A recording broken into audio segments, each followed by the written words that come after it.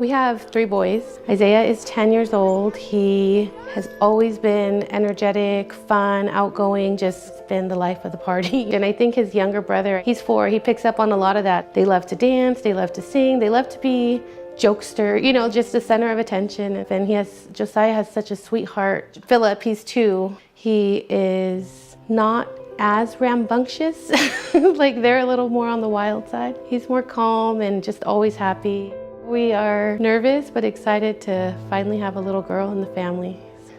I'm excited to see Philip with the little girl, to see how his softer side with, you know, it's different. Can imagine having a son and a daughter, you know, like the emotions that come out, and so we're excited.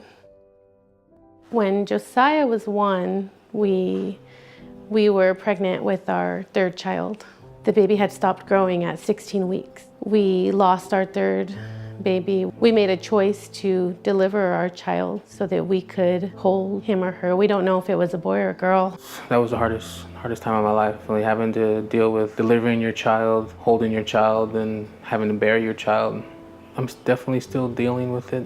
I'll just start thinking about the baby, and you know, it definitely hurts. You know, I'll tear up. But yeah, there's really no way to cope with it. And all I can do is just make sure my wife's okay. I think it helped having the older boys to keep going. I think if it wasn't for them and Philip, then I could have really just drowned in that sadness and that heartache. But they kept me going.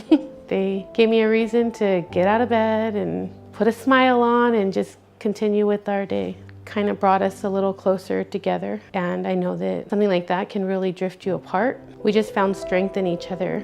I wasn't really into church, and then my wife got me into church, and then I fell back out again, and my wife would always try to get me to go. She was always going, you know, she never stopped. She would go, my kids would go, and just for some reason, like I said, I don't know why. Once I heard Pastor Chris was opening another church, I definitely jumped on that quick.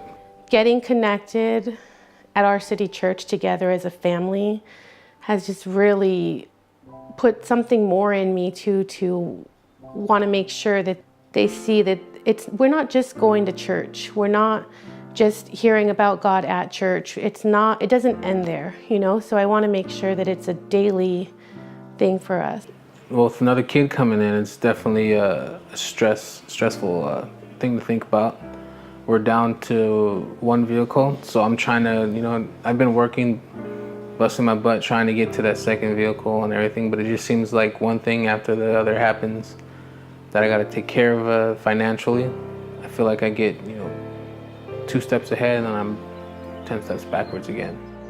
And so we, at the very beginning of our church, want to be able to build the story that 10 years from now, we could say, hey, we did something courageous. We did something on faith. We're going to give 100% of what comes in today in our giving away to people in need. That at the end of this message, I'm going to ask you to help me help some people who need some help.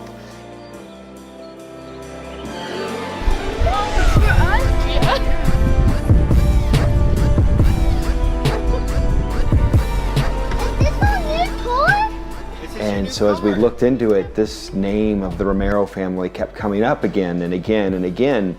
And as we come to find out, here's a family that they are our city church. They're pregnant with their 4th child. They're who we are. I'm just blown away by the generosity and the greatness of this blessing. They're at our very core, and we wanted to be able to not just do something that was generous, but we wanted to do something that was family. That was, you know, they're us. We want to love them like we would love our own family because they are our family.